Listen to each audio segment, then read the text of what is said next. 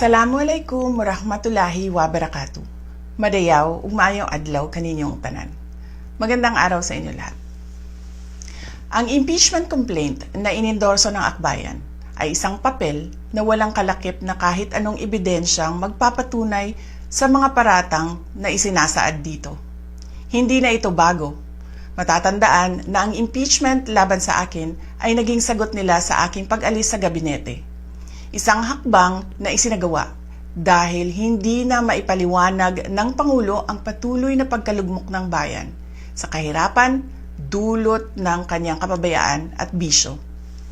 Noong 19th Congress, binuksan pa nila ang isang Investigation in Aid of Legislation, hindi upang lumikha ng batas, kundi upang magsagawa ng isang malinaw na fishing expedition para sa planadong impeachment laban sa akin. Paulit-ulit nilang ibinandera ang isyung Mary Grace Piatos bilang umano'y bahid ng katiwalian, kahit na sa kabila ng lahat ng investigasyon ay wala silang naipakitang kahit isang direktang paglabag sa paggamit ng confidential funds. Sumunod na dito ang bentahan ng mga pirma para sa impeachment at ang mga tinaguriang for later release projects na ipinangako umano sa ilang miyembro ng Kamara upang itulang ang impeachment laban sa akin. Mga pangyayaring mismong inamin na ng ilang mambabatas sa kanilang mga naging pahayag. Mga kababayan, walang kredibilidad ang akbayan upang mag-endorso o magsumite ng impeachment complaint. Ilang ulit ng hayagang ipinahayag ng kanilang pinuno ang kanyang intensyong tumakbo sa pagkapangulo. Isang malinaw na indikasyon ng pampulitikang motibo sa likod ng kanilang mga hakbang.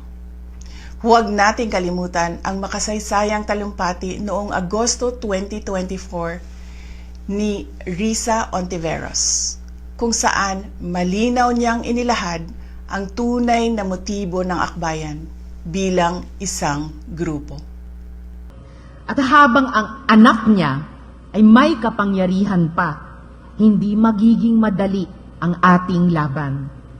While VP Sara is in power, the threat of a full-blown Duterte comeback is still a very real and present danger.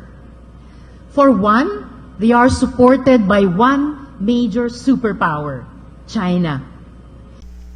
Kaya malinaw na lahat ng ito ay isang uri ng harassment at pang-aabuso sa proseso ng impeachment ng grupong akbayan.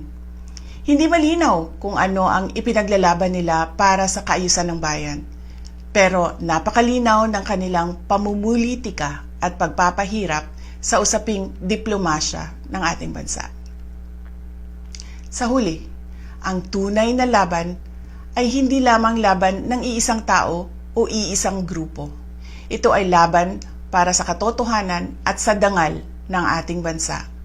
Naway magsilbi itong paalala sa ating lahat na ang kapangyarihan ng impeachment ay hindi dapat ginagawang sandata ng politika, kundi isang banal na proseso para sa hustisya at pananagutan. Sapagkat kapag nanaig ang abuso, ang tunay na talunan ay ang sambayanang Pilipino. Syukran.